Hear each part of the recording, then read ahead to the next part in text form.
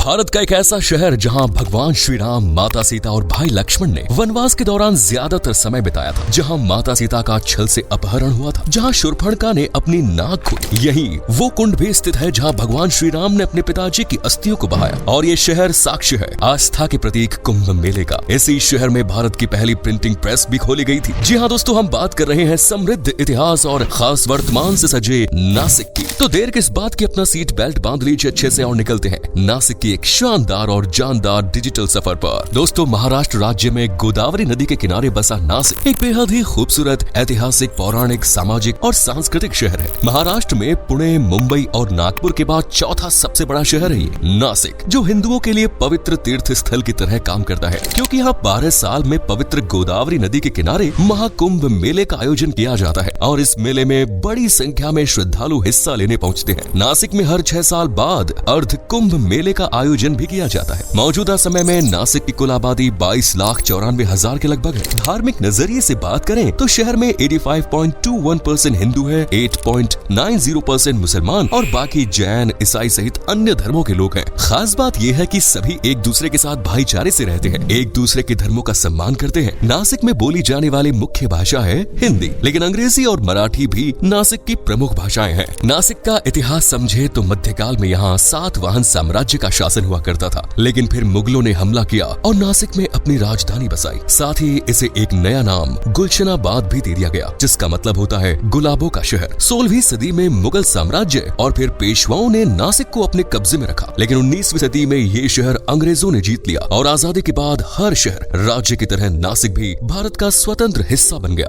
अध्यात्म से जुड़े इस शहर ने स्वतंत्रता संग्राम में काफी अहम रोल निभाया है। 20वीं सदी में अंग्रेजों के खिलाफ हुए कई आंदोलनों में भी नासिक ने बढ़ चढ़कर हिस्सा लिया। गांधी जी के असहयोग आंदोलन और सत्याग्रह आंदोलन में भी नासिक के लोगों ने पूरे उत्साह के साथ हिस्सा लिया और अंग्रेजों को भारत छोड़ने पर मजबूर कर दिया। दोस्तों, नासिक का पौराणिक इतिहास रामायण काल से जुड़ा हुआ है। भगवान श्री राम ने भाई लक्ष्मण और माता सीता के साथ वनवास के दौरान अपना ज्यादातर समय नासिक में रहकर ही बिताया था। इस जगह को शूर्पणखा की वजह से भी याद किया जाता है। दरअसल जब रावण की बहन शूर्पणखा लक्ष्मण को सम्मोहित करने के लिए गई थी, तब इसी जगह पर लक्ष्मण ने शूर्पणखा की नाक को काटा था। यही कारण है कि आज भी ये शहर नासिक कहकर पुकारा जाता है। इतिहास के साथ साथ नासिक का वर्तमान भी काफी खास है। देश की पहली नोट छापने की printing press, currency note press machine Nashik शहर में ही स्थापित की गई और सबसे पहले यहाँ 5 रुपए का नोट छापा गया था। इसके बाद बैंक, नोट प्रेस सहित कई प्रिंटिंग प्रेस नासिक सहित भारत के अन्य हिस्सों में स्थापित की गई। नासिक आज भारत के सबसे तेजी से बढ़ते और विकसित होते हुए शहरों में से एक है। इसे महाराष्ट्र का ऑटोमोबाइल हब भी कहा जाता है, जहाँ इंडस्ट्रीज तेजी से पैर पसार रही है। यहाँ स्थित तमाम कंपनियां नासिक में रोजगार, इनकम और हाई क्लास एनवायरमेंट क्रिएट करती है। इस शहर को वाइन कैपिटल ऑफ इंडिया भी कहा जाता है और इसके पीछे का कारण है नासिक की शराब। यहाँ की शराब को न सिर्फ टेस्टी बताया जाता है, बल्कि सस्ती और सबसे पॉपुलर भी माना जाता है। भारत में लगभग 80 से 90% शराब का प्रोडक्शन नासिक में ही होता है और भारत के आधे से ज्यादा अंगूर के बाग और वाइनरी भी इसी शहर में मौजूद है। इतना ही नहीं, नासिक में हर साल वाइन फेस्टिवल भी मनाए जाते हैं, जैसे इंडिया ग्रेप हार्वेस्ट और सुला फेस्ट। हर साल नासिक आने वाले लोग यहाँ की वाइन टेस्ट करना जरूर याद रखते हैं। नासिक के लोग जमीन से जुड़े हुए माने जाते हैं, यानी इन्हें खेती करना बहुत पसंद है। यहाँ ज्यादातर लोग एग्रीकल्चर से जुड़े हुए हैं और खट्टा मीठा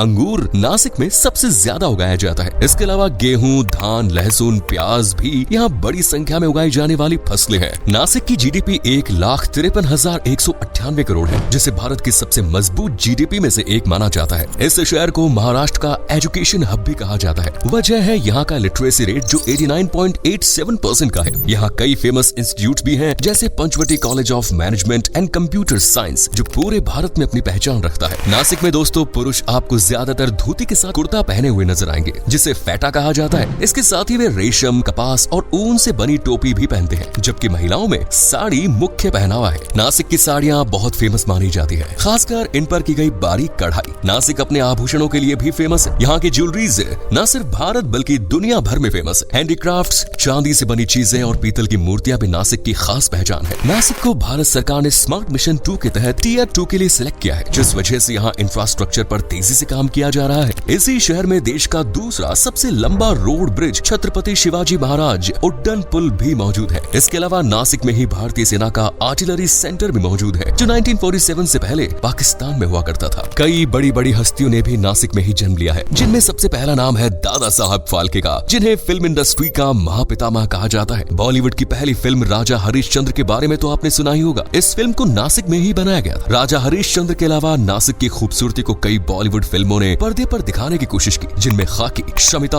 अशोका, बाजीगर और पीके जैसी कई फिल्में हैं। दोस्तों, नासिक एक समृद्ध सांस्कृतिक विरासत से भरा शहर है, जहाँ की त्रिरश्मि गुफाएं दुनिया भर में फेमस है। आपने कोहिनूर के बारे में तो कई बार सुना होगा, लेकिन कभी नासिक हीरा के बारे में सुना है, जिसे the eye of the idol भी कहा जाता है। ये 43.38 कैरेट का एक बड़ा हीरा है, जिसे आंध्र प्रदेश के कोल्लूर की गोलकोंडा खदानों से निकाला गया। बाद में इसे नासिक में त्र्यंबकेश्वर शिव मंदिर में शिवलिंग पर स्थापित किया गया, लेकिन तीसरे एंग्लो मराठा युद्ध के दौरान ब्रिटिश ईस्ट इंडिया कंपनी इस हीरे को भी लूट कर ले गई और फिलहाल ये लेबनान के एक म्यूजियम की शोभा बढ़ा रहा है। हालांकि इसे वापस भारत लाए जाने की मांग भी उठ रही है। दोस्तों, नासिक तीर्थ और धार्मिक स्थल होने के कारण कई दिव्य मंदिरों का घर भी है, जैसे त्र्यंबकेश्वर शिव मंदिर, जिसे 12 ज्योतिर्लिंगों में से एक रूप में माना जाता है। त्र्यंबकेश्वर शिव मंदिर के बाद नासिक के राम कुंड की भी बड़ी मान्यता है। कहते हैं कि इस कुंड में डुबकी लगाने वालों की सभी मनोकामनाएं पूरी होती हैं, और अगर किसी की अस्थियों को यहाँ विसर्जित किया जाए तो उसे मोक्ष की प्राप्ति होती है, क्योंकि ये वही जगह है जहाँ भगवान श्री राम ने अपने पिताजी की अस्थियों को विसर्जित किया था। नासिक की सबसे खास जगहों में पंचवटी का नाम जरूर ही लिया जाता है। उत्तरी भाग में पंचवटी का कनेक्शन सीधा रामायण काल से है। दरअसल ये वही जगह है जहाँ भगवान राम, माता सीता और भाई लक्ष्मण वनवास के दौरान लंबे समय तक रहे थे। इसी जगह पर रावण ने साधु का भेष धारण कर माता सीता का अपहरण किया था। पास में ही सीता गुफा भी बनी हुई है, जहाँ माता सीता के कुछ समय तक रहने की बात कही जाती है। नासिक में एक ऐसी जगह है, एक ऐसा पहाड़ भी है जहाँ जाने का सपना तो हर कोई देखता है, लेकिन इस पहाड़ की चढ़ाई करना हर किसी के बस की बात नहीं। ये नासिक का सबसे खतरनाक लेकिन सबसे ज्यादा पसंद किया जाने वाला पहाड़ है, जो कसारा से करीब 7 किलोमीटर की दूरी पर है। पहाड़ की चोटी पर मौजूद किले को हरिहर किले के नाम से जाना जाता है। नासिक से हरिहर किले की दूरी करीब 40 किलोमीटर की है। इसकी चढ़ाई बहुत ही कठिन है और खतरनाक, इसीलिए चोटी पर कुछ गिने चुने लोग ही पहुंच पाते हैं। नासिक की Anjaneri hills famous trekking destination है, जो शहर से दूर, एकांत और शांति से भरपूर जगह है। लेकिन यहाँ ट्रैकिंग करना भी बच्चों का खेल नहीं। यहाँ के ट्रैकिंग रूट को रिस्की माना जाता है। यहाँ पहुँचने के लिए करीब 10 किलोमीटर का पैदल सफर तय करना पड़ता है, जो थोड़ा थकान वाला होता है, लेकिन बहुत मजेदार है। नासिक में भारत के 51 शक्ति पीठों में से एक सप्तश्रृंगी मंदिर भी है। सप्त का मतलब होता है 7 और श्रृंगी यानी शिखर। सप्तश्रृंगी निवासिनी देवी को समर्पित ये मंदिर दर्शाता है कि देवी 7 चोटियों पर रहती है। ये 7 पहाड़ियों का एक ग्रुप है, जिसकी एवरेज हाइट है 4500 फीट। दुगरवाड़ी वाटरफॉल नासिक की सबसे खूबसूरत और प्राकृतिक सुंदरता से भरपूर जगह है। झरने के अलावा उठती धुंध, चारों तरफ बिखरी हरी भरी वादियां किसी को भी लुभाने के लिए काफी है। दुगरवाड़ी एक शांत और बहुत ही साफ सुथरी जगह भी है, जो घूमने के लिए शानदार डेस्टिनेशन है, खासकर मानसून के दौरान। नासिक के सेंट्रल बस स्टेशन से 9 किलोमीटर की दूरी तय करते ही आप पहुंच जाएंगे मुक्तिधाम, जो महाराष्ट्र का फेमस स्थान है। मुक्तिधाम को साल 1971 में बनाया गया था। यह हिंदू धर्म के 12 ज्योतिर्लिंगों में से एक है। अब चलते हैं सिक्का संग्रहालय। नासिक के सिक्का संग्रहालय में अलग अलग समय के सिक्कों का एक बड़ा संग्रह देखने को मिलता है। ये एशिया में एकमात्र ऐसा सिक्का म्यूजियम है जो भारत की न्यूमिज्मेटिक्स के बारे में नॉलेज हासिल करने में मदद करता है। इस म्यूजियम को 1980 में बनवाया गया था और हर साल यहाँ बड़ी संख्या में लोग आते हैं। वैसे दोस्तों, आपने ऐसे मंदिर के बारे में सुना है जहाँ भगवान राम की मूर्ति काली हो? शायद नहीं। वेल, ये मंदिर नासिक में है,